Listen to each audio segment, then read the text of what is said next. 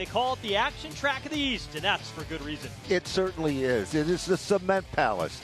It is a traditional short track event. And today, you are going to witness the first stop of the short track series. We've been at the start of the year, New Smyrna Speedway. We went on to Thompson Speedway and then on to North Wilkesboro. Looking at the track facts today here at Seekonk, this facility opened in 1946. It is, of course, a 0.33-mile oval, asphalt, and nicknamed the Action Track of the East.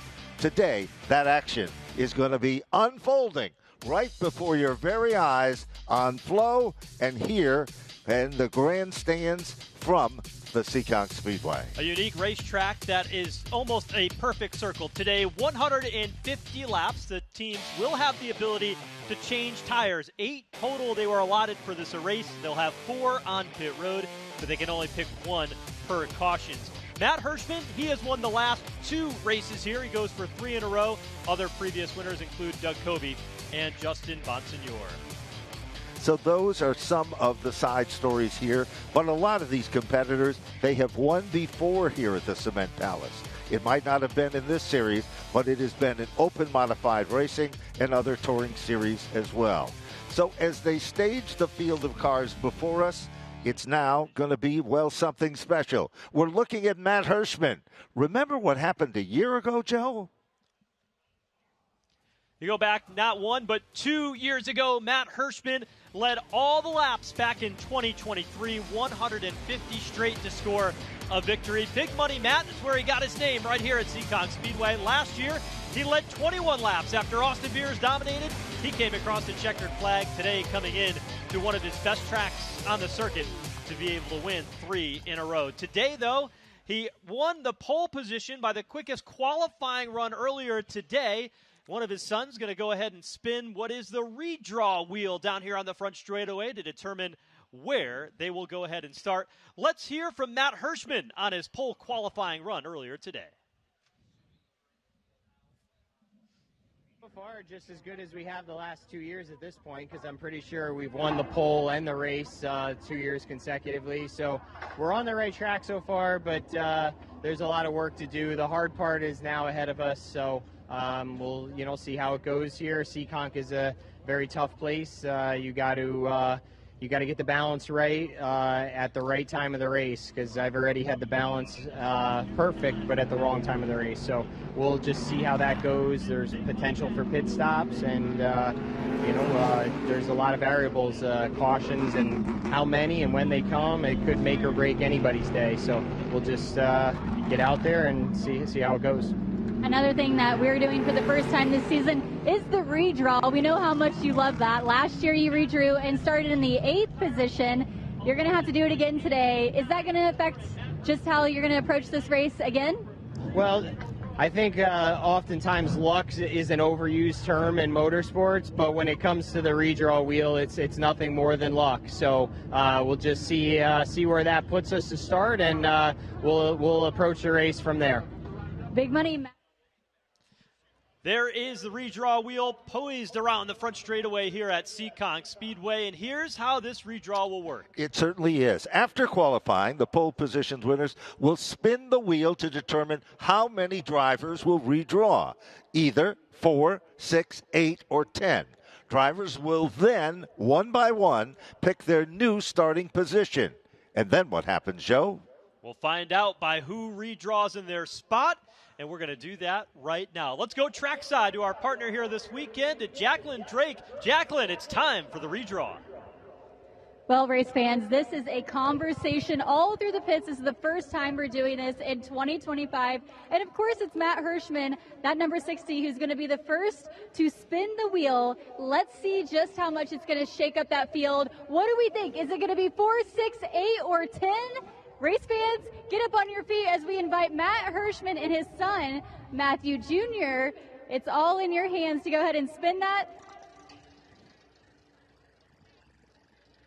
That was a great spin here. Let's see what number we're going to land on.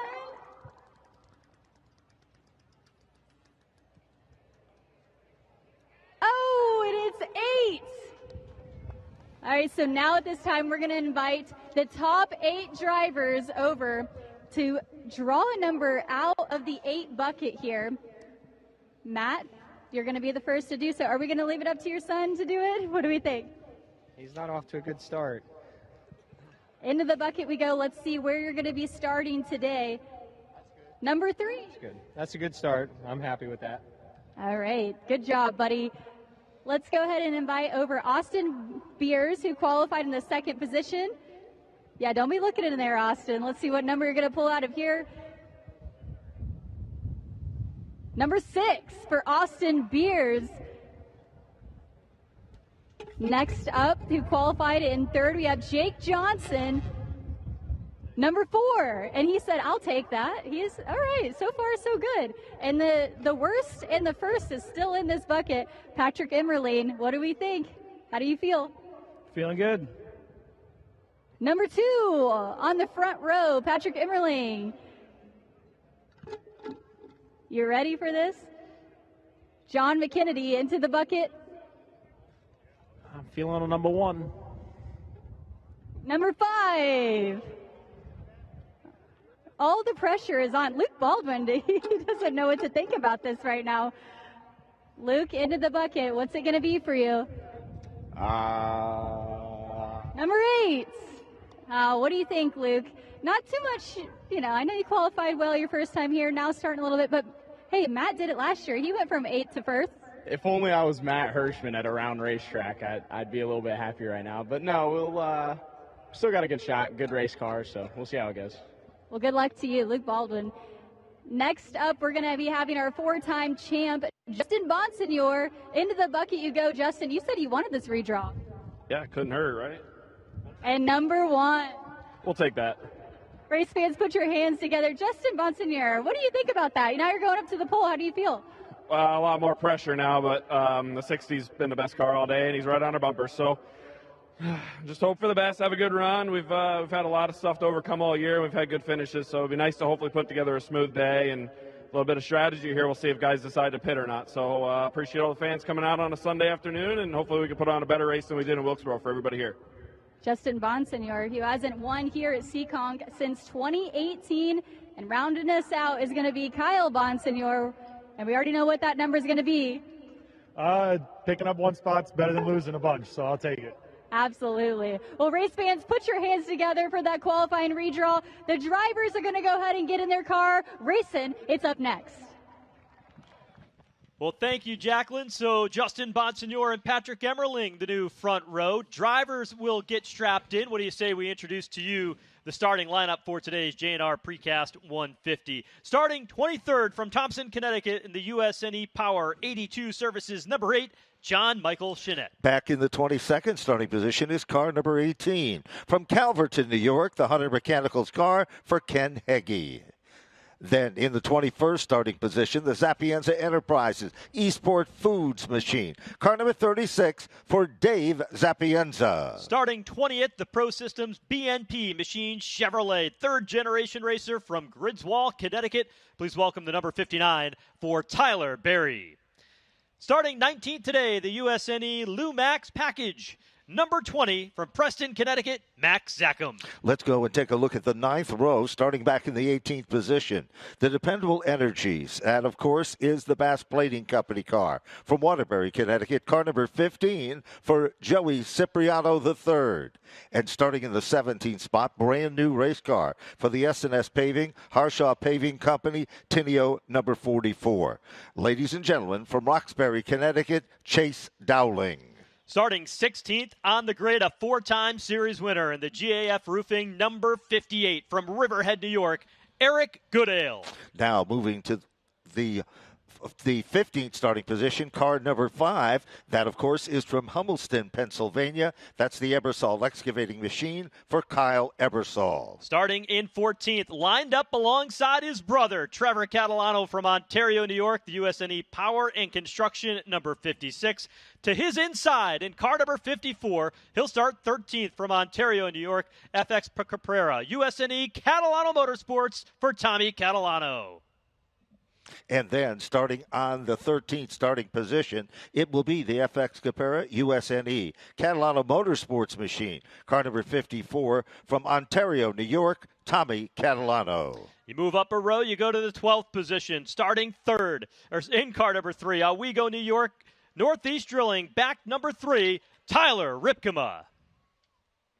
And starting in the 11th position, car number 46, Craig Lutz from Miller Place, New York, the Riverhead Building Supply Modified. Now let's take a look at row number 5 in the 10th starting position, the Bar Harbor Bank and Trust Machine. Ladies and gentlemen, from Sunapee, New Hampshire, a former New Hampshire state champion, car 25, Brian Roby. And in the 9th starting position, he'll set behind the wheel of the Newtown Pools Wanick Construction Company machine. From Newtown, Connecticut, car number 21 starts 9th on the grid, Stephen Kopsik. Now we get into the top 8. Now these drivers redrew. We'll give you to them in the order that they qualified in based on qualifying earlier today. The 8th qualifier in the number 22 from Bay Shore, New York, the Chalou Performance MTT Munz Auto Modified for Kyle Bonsignor.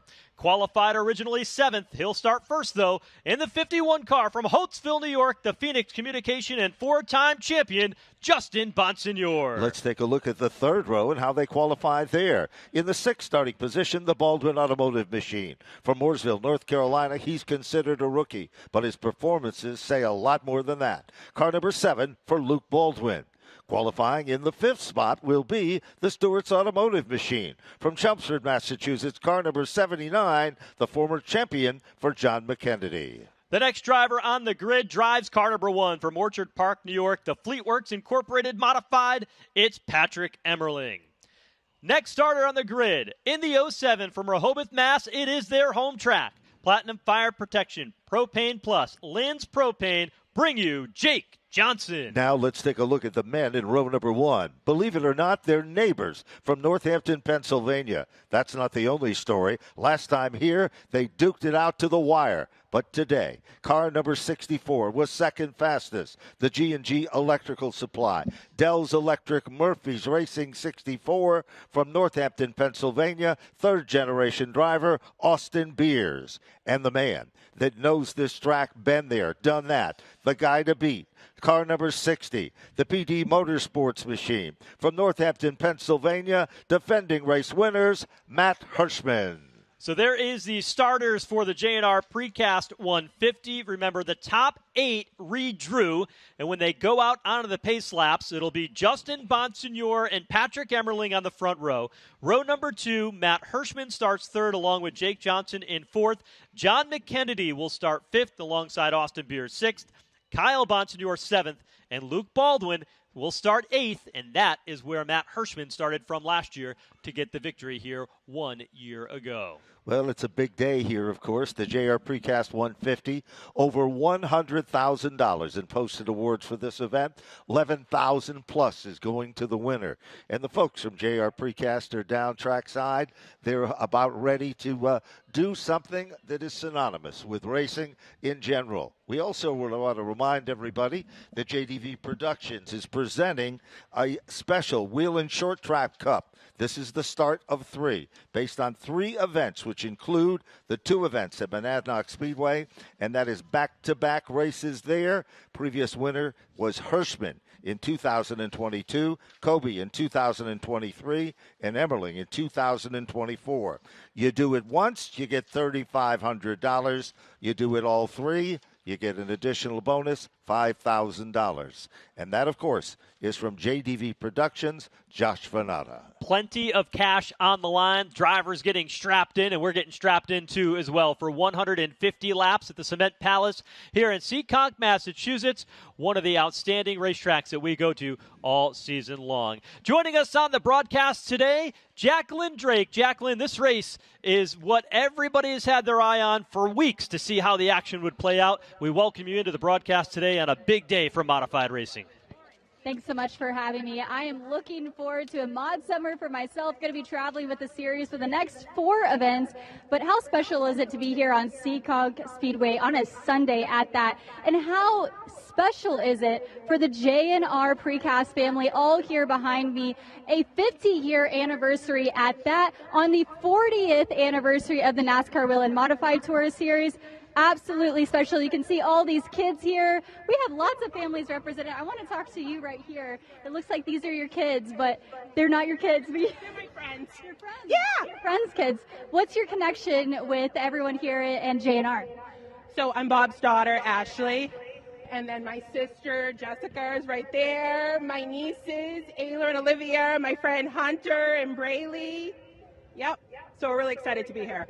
So cool to see the family ties with this business, and you can even look around and see some of the equipment here today at this Speedway and the ties that this company has within inside of motorsports itself truly leads to the fact of how racing has always been a family sport, even from the origins, and right here in the oldest NASCAR series that is in existence. So thank you all. I just want to say on behalf of myself, on behalf of NASCAR and all of us here at Seekonk Speedway, I'd like for all the race fans to stand up and put their hands together for all the businesses, including JNR, who have supported racing for all of these years. Thank you. In just a few moments, we're about to fire off and say the most famous words in motorsports, the ground pounders at the Cement Palace. And up here in the north, this is again one of the origins of motorsports, and there's several different legends have been walking the pits areas today and being able to talk to these drivers. I was able to speak with Austin Beers, who almost solidified a victory earlier last season and had it slip by in just the final few laps, but he led 125, and he's still looking for a win right here today. There's others like Matt Hirschman, who we've seen truly dominate here. And then, of course, four-time champion Justin Bonsignor now drawing that pole position. So we have a lot of great drivers right here behind us, but all vying to get a win at a legendary place. We'll go ahead and check in with the booth and see if these drivers are just about ready. Thank you, Jacqueline. Everybody going over their final checks before they get set to go racing here this afternoon. And Ben, this is a racetrack that puts a lot in the driver's hands. It sure does. It is truly a racer's racetrack. Now, remember, we told you already that this year, this is the first short track stop. But right now, we hit things back down trackside where the color yellow and JR Precast is now about to get fired up. And the most famous words in motorsports, go ahead and give the command. Drivers, start your engines! Wow, fantastic job, Joe. They came through for us on this one. And we're looking at the field of Mighty Modifieds. There's the 64 car. Big factor here today. Murphy is back with us. We mentioned at North Wilkesboro, the owner who'd been setting out for a while, rejoining us, and there's the car that won the last event. And there is by far one of the favorite cars going into this race is the Bowler number 3 car. Get a great look at this field. Tommy Catalano buckled up, ready to go in that 54 car. Has had a great season so far. The 07, Jake Johnson, the Alphabas family, JMA Motorsports, their home race. They've got a lot of people here waiting to see, and there's Big Money Matt, and that is who everybody is chasing in that 60 car. He is certainly the favorite coming into the race today. Sure, and other competitors out there, Kyle Bonsignor, the 22 car, was very quick in practice here today. So let's see if we can put that to the test at this great facility. There's no single lane around this racetrack. You can go double side by side. You can diamond the track, and some do, and others just run to the top side, bump their way and work their way to the bottom, move somebody up a half a lane, and pick up the spot.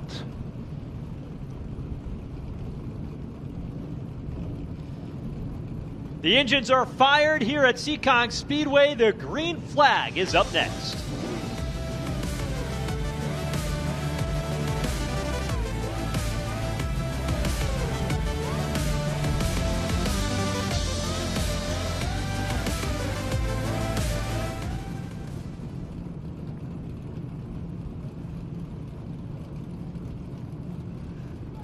So once again, the engines have fired up, and we are moments away from getting things rolling here and a readjustment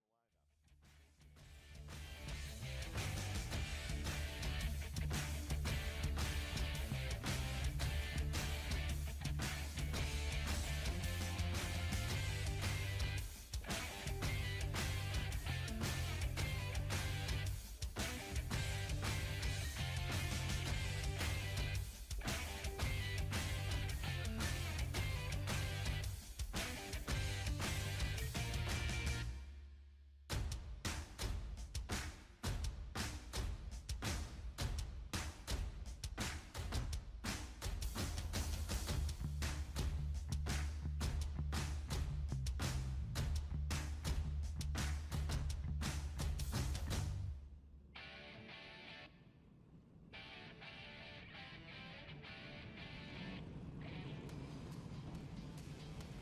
The sun is shining on the Whelen Modified Tour as the field rolls through turns 1 and 2 on the first of 4 pace laps here this afternoon.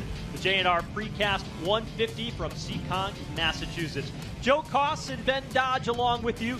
And Ben, this is a racetrack that's going to have a little bit of intrigue here as we roll into this, because not only is it 150 very fast, very intense laps, but there's also a bit of strategy that comes into this one with the option to change tires, and we haven't had that in the last couple of seasons. We certainly have not, and that's going to be a key factor. Some of the teams are already talking about that in the paddock area early today. But the sun has come out, and it is a picture-perfect afternoon. Mother Nature yesterday in this area, there was nothing but heavy rains and mist. The management and NASCAR decided to move it to Sunday afternoon. And under ideal skies, we are going to, well, put it to the test. And another stop of the Whelen Modified Tour will thrill the race fans as we are moments away from going green. Take another quick look at the starting lineup for today's event. After the redraw, Justin Bonsignor, 4-time series champion, starts along the front row alongside Patrick Emmerling. You've got Matt Hirschman starting in 3rd now, going for 3 in a row. The 79 to John McKennedy will start in 5th alongside Austin Beers. And then you've got Kyle Bonsignor, Luke Baldwin, and then Brian Roby rounding out the top 10. That's right, and rounding out the top 10 will be the story, of course, there as we are looking to pick up the pace just a bit. The parade of vehicles, the JR Precast promotional car is about to pull off from the racetrack itself. Joe, this is the moment that everybody's been waiting for. Justin Bonsignor, Patrick Emmerling, perhaps the story of 2024 on the Whelen Modified Tour, and already the story. It all began at the Hart's New Smyrna Speedway, where Patrick Emmerling became the big winner. Less than 2 circuits, we're going to be sending him off, and it will be kind of appropriate, Joe, that we give him a big send-off from the fans here at Seekonk. It'll be a big day. This racetrack, the Cement Palace, has seats almost 360 degrees around this racetrack, one of the most unique places in short track racing to watch at various vantage points. They'll come to the line this time by, and they'll get 1 lap to go to the green flag. The crowd on their feet here at Seekonk Speedway, hats in the air, waving on their favorite drivers, and getting set to see some outstanding open wheel Whelen Modified Tour action. This crowd here, they waited a day after the rain yesterday, and they are in for a treat today at Seekonk. And you can tell when you walk through the grandstand area, they had their souvenir hats on. They had their jackets of their favorite Whelen Modified Tour drivers. Pace vehicle pulls away from the field. You're looking at Justin Bonsignor, the man in position number 1. Here they come, Joe. The start of the first short track stop of 2025. Field rolls off turn number 4. Green flag is in the air, and Justin Bonsignor with that redraw on the inside lane, able to nose out ahead of Patrick Emmerling in the outside lane. Bonsignor will clear him into turn number 3, and when he comes back around this time by, Justin Bonsignor will lead his first lap of the 2025 season. Well, all that's been happening. It is Hirschman. Moves in, reels in on the back bumper. Can't do it. Patrick Emmerling shuffles back in the outside groove. Inside seems to be the advantage, but we're early in the event. Hirschman moves into the 2nd spot. Emmerling's getting a good bite, Joe, off the turn. He's up alongside. Will he be able to take that position from Matt Hirschman? A 2-groove racetrack to start this one with the momentum in the outside lane, working for Patrick Emmerling and Jake Johnson in the 07. They get a good launch on the back straightaway, but you really can't even call it a straightaway here because they really keep that wheel turned the entire way around this racetrack. Caution is trouble. out.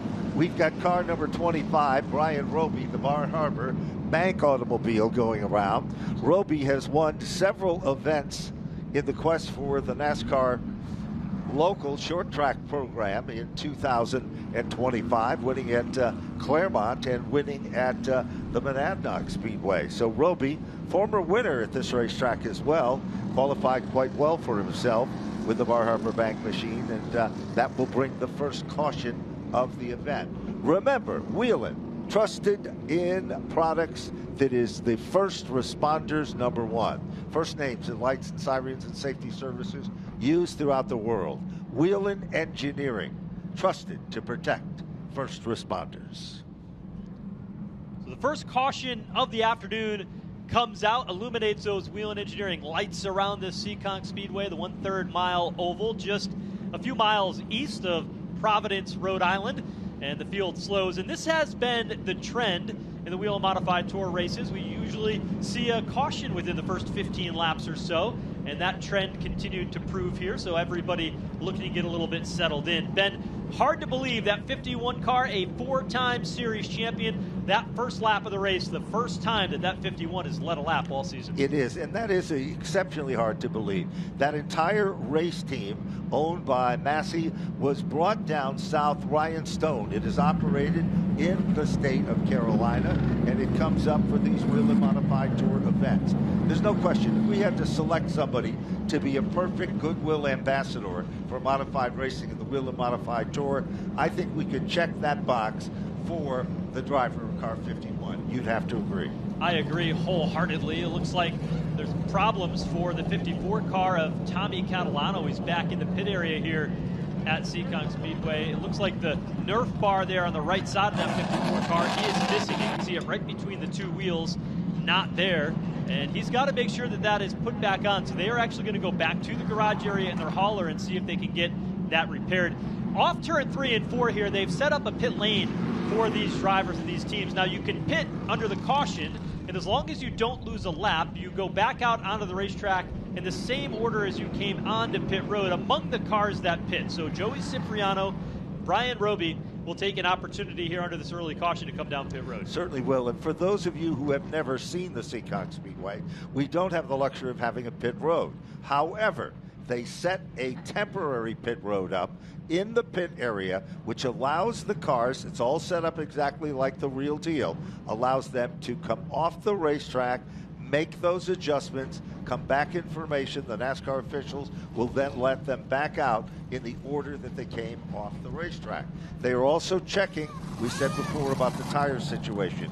You're looking at the Maurice number 25, and looks like a left front Joe they're looking at, and sending Brian Roby back out. The rule for this race is that you can take one tire per caution. That's absent any flats or anything else that you may have as per usual, but one tire per caution. So a left front tire there for Brian Roby. And some of these teams may come down pit road. Some of them may not. You may see a couple of cars try to get a right rear tire, which tends to take a lot of abuse. But I think that if you're a guy like Justin Bonsignor, Matt Hirschman, or even Patrick Emmerling, if you're up there in the front, it's going to take a lot to pit out of one of those top 3 positions. It certainly is. It's hard to work your way from the back of this field to the front. Traffic is key, and now it looks like the field is being told to cross over one more lap before we're set to go back to green flag racing. Spotters become key in this one, Joe. As we both know, they've been talking to the competitors, the drivers that they're spotting for, giving them advice on what they see so far. A little bit early to tell exactly what the story is going to be. But in just a couple of seconds, when the green flies, will it be deja vu, rinse or repeat? Well, there's the green, and it looks like Bonsignor took advantage, but look at Hirschman. He went from the inside, Joe, to the outside. Changed his strategy for a minute. He's up on the wheel in the outside lane, but Bonsignor continues to guard the spot. Bonsignor tried to take the lane away from him a bit in the middle of turns 1 and 2. That lost the momentum that Matt Hirschman was trying to build up there in the high lane. Hirschman will have to duck back in line into the tire tracks of Justin Bonsignor. Meanwhile, the car that's moving forward is the pink and black 22, and that's Kyle Bonsignor. He hasn't had a good run this season at all, but he's looking good here today. He goes to the outside of Jake Johnson in the black number 07. That's the first car to pick up some positions early in this event in the outside groove. Kyle Bonsignor said, you know, I've had 2 DNFs this year, and I haven't had the greatest of finishes, but if it wasn't for a race car that wasn't fast, I wouldn't be disappointed. But we have been so quick week in and week out. We know we're bringing quick race cars to the track. We don't have anything to show for it. Right now, he's showing pretty good. Going to the outside of Patrick Emmerling. This would be a battle for third. It looks like he's going to get the job done here in turn 3. It certainly does. He is among the quickest cars on the racetrack. And Jake Johnson, the hometown favorite, this kid has got so much talent, and he cut his teeth. Came up through every one of the divisions ranking here, has tried and tested the waters. Johnson goes to the outside. Emmerling continues to backslide just a bit with car number 1. Back up front, Hirschman still on the back bumper, but Emmerling seems to have his hands full. That car already seems to be slipping, and now John McKennedy is working over the Emmerling number 1. Emmerling came into the race at North Wilkesboro as a point leader, but crashed early in the event, finished toward the back of the running order, and now he's 6th in the points. That's how tight it is. He's now backpedaling here a little bit with trouble. Off turn 4, a couple of cars around. Max Zachem, Dave Zapienza go spinning. The two of them went literally sideways, spun to the left. The back end snapped around. They came off the turn, and not severe contact. This is caution number 2 in the event. And now we're going to see if there's going to be any takers when they do open things up and they're able to head back into the pit area at this particular point. So Zachem and the 36 of Dave Zapienza were the 2 cars that were involved and tangled together. Zapienza machine, of course, is a tribute car to the legendary great Teddy Christopher, who Zap said that he helped him so much as he made the transition we've talked about from drag racing to oval racing. And he said, you know what? I'm one of the oldest drivers in the field, but this modified stuff makes me feel young. And he's a real character both on and off the racetrack. A pleasure to have in this series. And I don't know if he's too pleased with the 59 car, one of the youngest drivers in the field, of Tyler Berry. They were wheeling it side by side there. And hard to tell whether or not there was an incident there between that machine and the 20 of Max Zachem. And it looks like we've got some additional takers that are working their way around. So,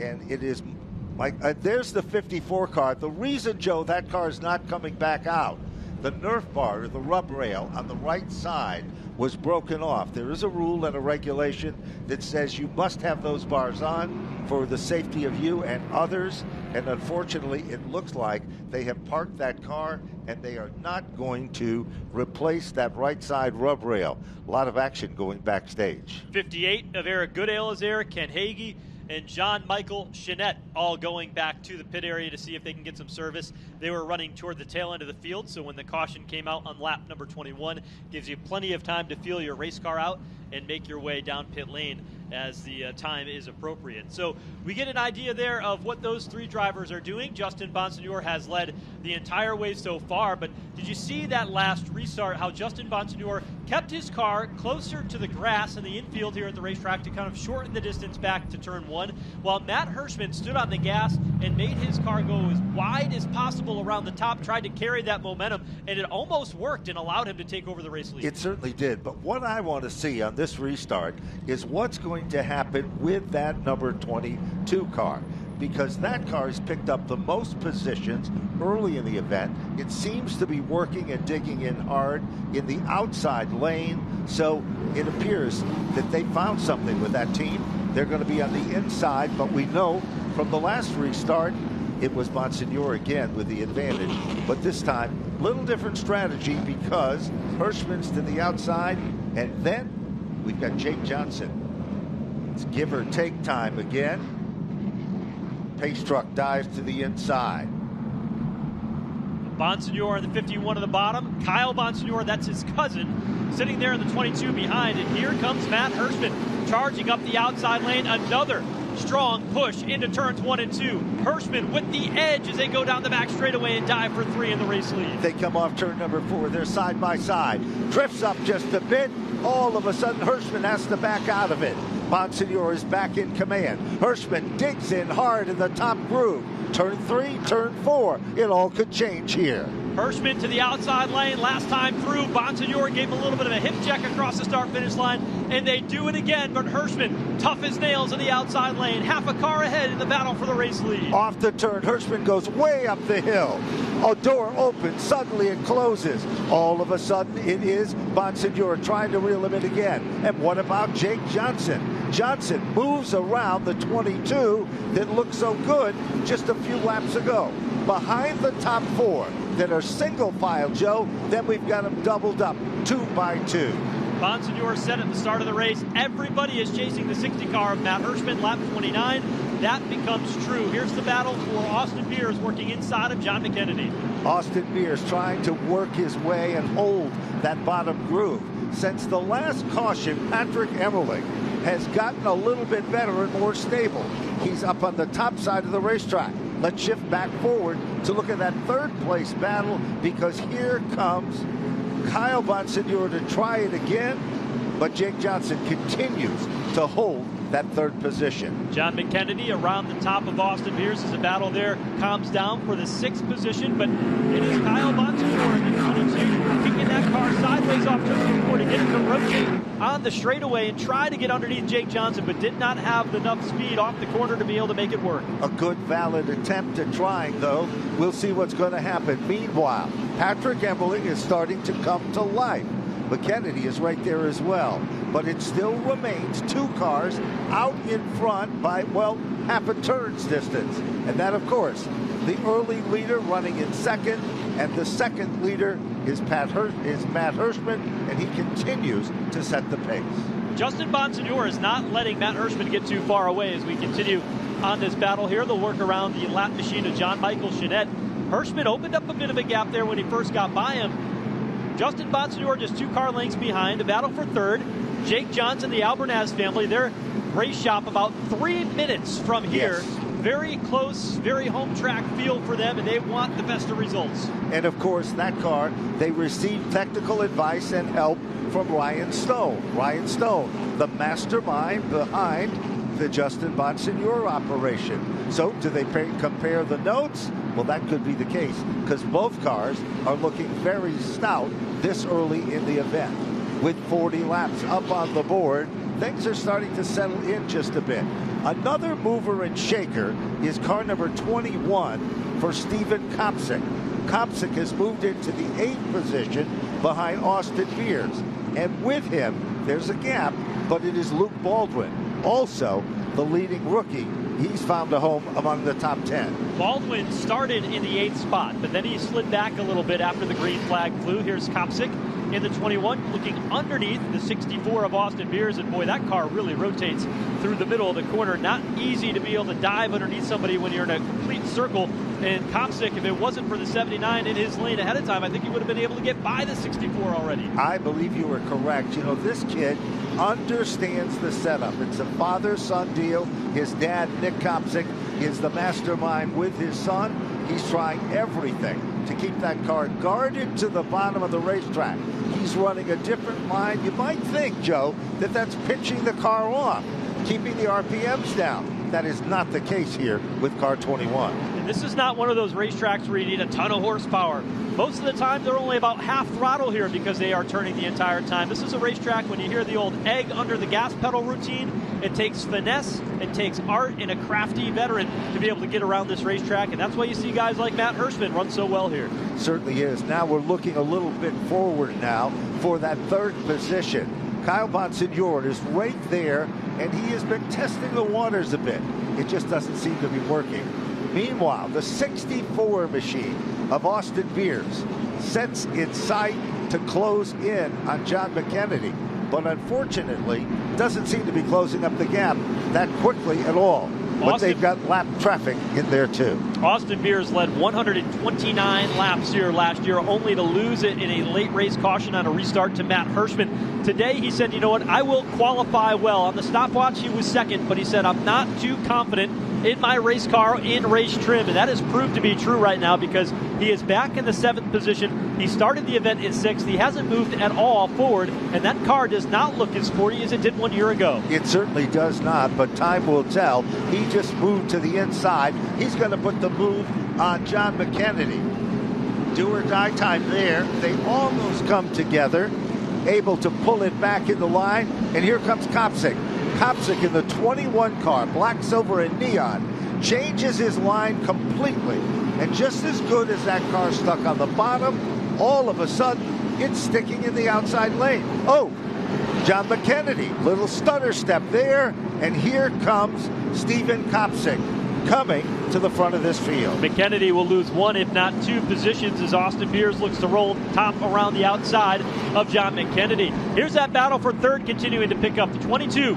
Kyle Bonsignor, we spoke of those two DNFs he's had. That has forced them to go to a brand new race car, at least for this season. It's one they've run before, and that car might be all they need to be able to get the monkey off their back. He continues to have a good run here today, looking for third. Certainly has. Let's look a little further back in this field, too, at the man that won the last time out. Craig Lutz with the number 46 car. Now, Lutz is back in 11. He has not broken into the top 10 yet, Joe, and we are now 57 laps into the record books here. Kyle Bonsignor really up on the wheel here in the 22, has lost a car length or two back to Jake Johnson. You go deeper in the pack. Here is that charge from Steven Kopsick, continuing to move forward. Right now, he's battling for a top 5 spot, held down by Patrick Emmerling. Good battle right there. It continues to be a heated one at that. All of a sudden, Kopsick tries a different line again, back to the bottom of the racetrack. Can't complete the move. Down into turn 3, almost there. They rub together slightly. Still, it is Patrick Emmerling. He holds on to position number 5, but further back in the field. Lutz has broken through. He's on the back bumper of the number 3 car, and that, of course, is Tyler Ripkema, who is reeled in on Luke Baldwin with the 7 New York. Steven Kopsick in that 21 car on the razor's edge. You can see is pushing it very narrowly, making contact with Emmerling when they were side by side. He'll look outside a bit in turn 1. Is he trying to set him up off turn 2? Here comes a crossover move to the back straightaway. Kopsick in the 21, Patrick Emmerling in the 1 car. There's no question about it. Kopsick has, at this point in the race, the best handling car in the field. He can put it to the bottom, he can put it to the outside. Wherever he goes, it seems to stick. But right now, they are in a side-by-side battle as Patrick Emmerling still trying to hold on. Meanwhile, Kopsick is here. That's the battle for the 5th position. And it's been side-by-side for several laps. Kopsick's got it, and who's right there with him? The 64. Austin Beers almost tried to make the move down underneath the 21. Now we've got factor number 4, car number 79 for John McKennedy. Kopsick still not able to complete the pass just yet as Emmerling holds on tight to the outside lane. As good as this car looks, he has lost a 1.5 seconds to the race leader, Matt Hirschman, while trying to get by Patrick Emmerling. Now that he's cleared him, that opens up the opportunity for Austin Beers in the 64 to try to fill that gap to the inside of Emmerling. Good job by Austin Beers. Oh, that time, car loosened up right in the center of the turn. He's still running on that inside lane, side by side. Almost there. He's really working him over, and Austin Beers has picked up the position now. He will move in. Beers all of a sudden up to the 6th spot. Leader still remains Matt Hirschman. We'll see how this cleared track helps Steven Kopsick and whether or not he can track down the 4th place machine of Kyle Bonsignor. That battle